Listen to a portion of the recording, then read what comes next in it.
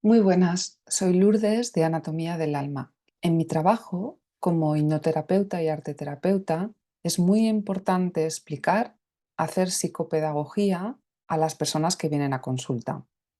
Explicarles qué es el trauma, cómo funciona nuestro cerebro, nuestro sistema nervioso y cómo reacciona nuestro cuerpo. Mi intención con esta clase sobre el trauma es que tanto las personas que ya están trabajando conmigo en terapia como las que quieran acercarse a entender mejor qué es el trauma puedan tener acceso a esta clase para poder verla todas las veces que lo necesite, para poder ir interiorizando toda la información y poder avanzar en el proceso de integración del trauma. La mayoría de los traumas que van a ser la pauta, el patrón de comportamiento de cómo reaccionaremos a las experiencias traumáticas futuras, suceden de 0 a 7 años, especialmente las que suceden a nivel intrauterino y en el nacimiento. Por esta razón, necesitamos comprendernos mejor para facilitar la integración de estas experiencias y completar la respuesta biológica que ha quedado sin completar. Cuando la completemos, se puede salir con éxito del trauma. Peter Levine, en su libro Curar el trauma, dice: cuando comprendas cómo tiene lugar el trauma y aprendas a identificar los mecanismos que te impiden resolverlo, empezarás también a reconocer las formas en que tu organismo intenta curarse a sí mismo. La historia del trauma. ¿Qué es el trauma? El trauma es una experiencia que supera los mecanismos de supervivencia, nuestra capacidad de respuesta y de reacción ante una situación de amenaza psicológica o vital de la que no podemos escapar y para la que nuestros recursos de supervivencia no son eficaces. Es decir, no podemos enfrentarnos a la situación y no podemos resolverla. No podemos ni luchar ni podemos huir. Para que sea trauma también se tienen que dar tres condiciones: que sea altamente traumático para nosotros, sí, luego lo veremos, no para todo el mundo las mismas situaciones o experiencias son altamente traumáticas, por eso esto es totalmente personal y subjetivo, inesperado porque no estábamos preparados para afrontar esa situación, como la muerte de un hijo pequeñito, por ejemplo. Podemos estar preparados para la muerte de un adulto, pero no para la muerte de un bebé o de un niño pequeño. Cuando también lo vivimos en soledad, a pesar de tener personas a nuestro alrededor e incluso ir a terapia y tratarlo, porque muchos terapeutas no están formados en el trauma o si están formados tampoco han llegado a comprenderlo profundamente y la persona se puede sentir juzgada. Es muy frecuente oírlo: bueno, esto ya ha pasado, ya tendrías que afrontarlo, asumirlo y seguir para adelante, ¿no? De tripas corazón, todas estas expresiones que lo que hacen es que el trauma quede más encallado y que, bueno, lo único que hagamos es reprimirlo, ¿no? Para poder seguir porque nos sentimos incomprendidos. Por eso vivimos en soledad. Podemos sentir que vivimos en soledad por la incomprensión de las personas que tenemos alrededor de nuestro sufrimiento. Primero la propia incomprensión, la que no sabemos lo que nos está pasando, y la de los que nos acompañan en nuestra vida.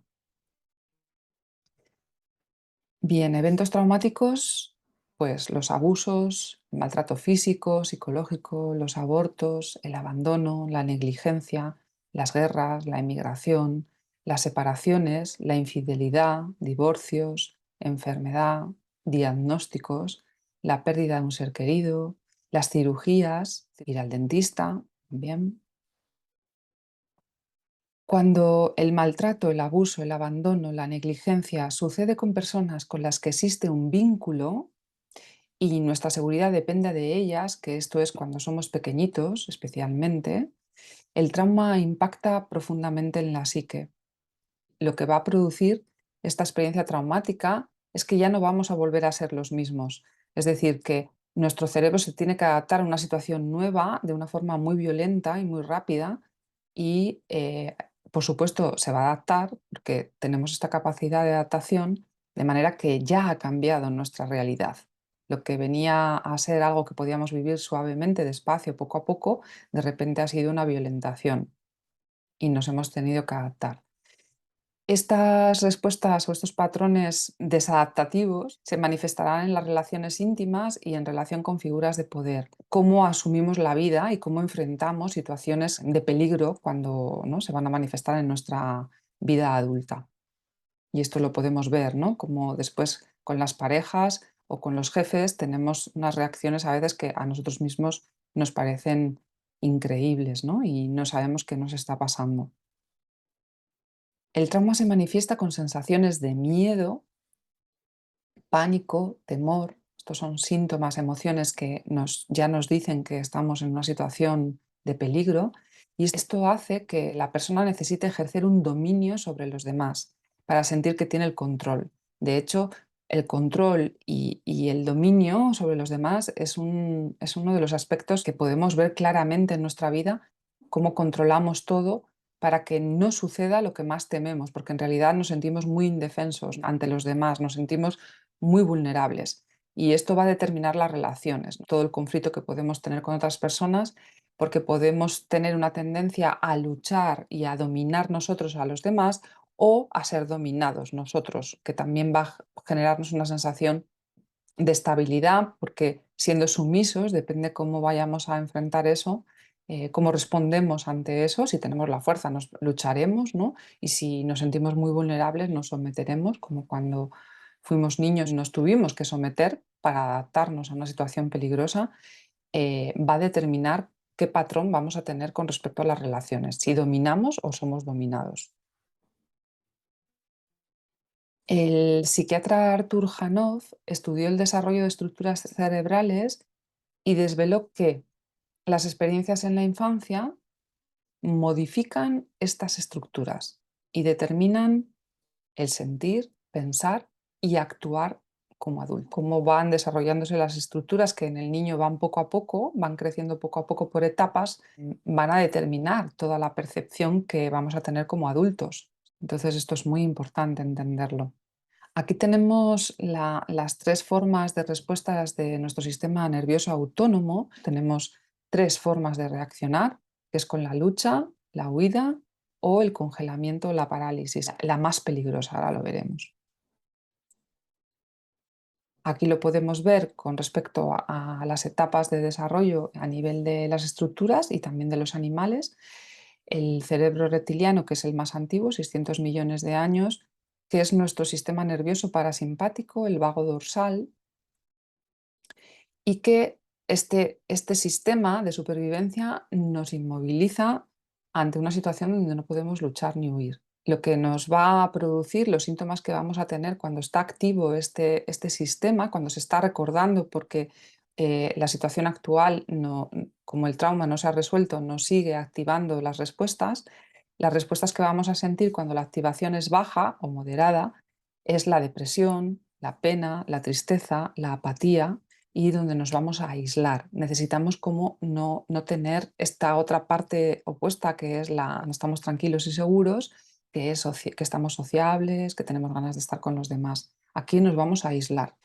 En su parte más extrema va a haber un hipobloqueo, es decir, que va a haber una parálisis y vamos a volver a sentir en todo nuestro cuerpo una sensación de parálisis, de bloqueo, frialdad, porque veremos que en el sistema de respuesta de nuestro cerebro reptiliano no existen las emociones. Entonces, ahí sentimos una frialdad muy grande, muy inaccesible a nuestro entorno, de las personas que están con nosotros, y nos vamos a disociar, porque justamente es lo que nos provoca una situación tan fuerte de parálisis, una disociación del exterior. Por eso nos sentimos, no nos comunicamos, disociamos para no sentir, porque es una sensación muy abrumadora cuando la persona está transitando el trauma. Es muy importante entender esto y decirle a la persona que esté tranquila, porque en realidad es un mecanismo que su propio sistema autónomo está poniendo en marcha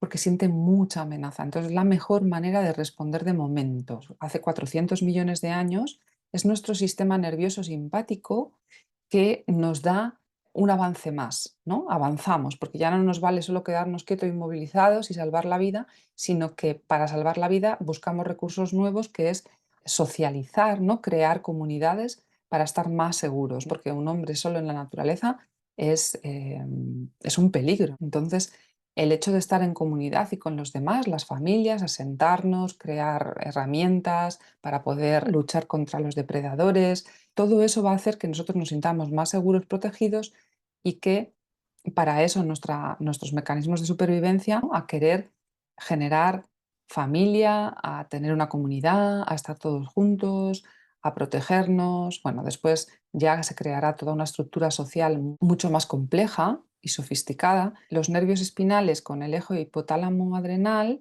que es donde vamos a tener toda la energía que necesitamos para movilizarnos ante una amenaza, porque vamos a luchar o huir. Si hacemos cualquiera de las dos, no va a generar trauma. El trauma se genera cuando nos inmovilizamos, no cuando luchamos o huimos. Se genera cuando nos inmovilizamos, ya lo veremos también. Y aquí la movilización la podemos sentir dentro de nosotros cuando estamos así ante una amenaza, porque nos sentimos alerta, en tensión, estamos muy rabiosos, ¿no? Están las emociones. Es nuestro cerebro límbico, mamífero, emocional. Estas emociones son las que nos van a hacer crear los vínculos, porque si estamos en el reptiliano no tenemos ninguna emoción, por lo que nos da igual todo ahí fuera. No queremos estar con otros, tener hijos, o sea que estas emociones son las que nos van a vincular con los demás y lo que va a hacer que nosotros creemos toda una estructura social. Cuando es muy fuerte esta sensación amenazante, también podemos tener un hiperbloqueo por un exceso de excitación, porque la excitación tan enorme nos puede llevar a bloquearnos. Y ahí es donde vamos a sentir más la rigidez, el miedo, el pánico, la vergüenza, el asco. Y aquí también hay parte de disociación. ¿Por qué? Porque se activa el miedo y de nuevo nos inmovilizamos, volvemos al otro lado. Al tener tanta excitación y tanta emoción fuerte y no luchamos ni huimos, volvemos, bloqueo, inmovilización, que también nos lleva a la disociación. Entonces, ahí está esa franja que también luego veremos cómo pasamos de una situación a otra y nunca se cierra el círculo. Hace 200 millones de años, cuando conseguimos establecer esta comunidad, hacer familias, crear un vínculo con nuestros hijos, con nuestros seres queridos, nos podemos llegar a sentir mucho más seguros, porque sentimos un compromiso social con los demás, nos sentimos ayudados, sentimos que nuestros padres nos cuidan, en un apego seguro. Bueno, esto es una situación ideal que se da más bien poco. Cada vez hay más peligros y nos sentimos más amenazados. La propia estructura social no acaba de darnos esta seguridad, aunque pueda parecerlo.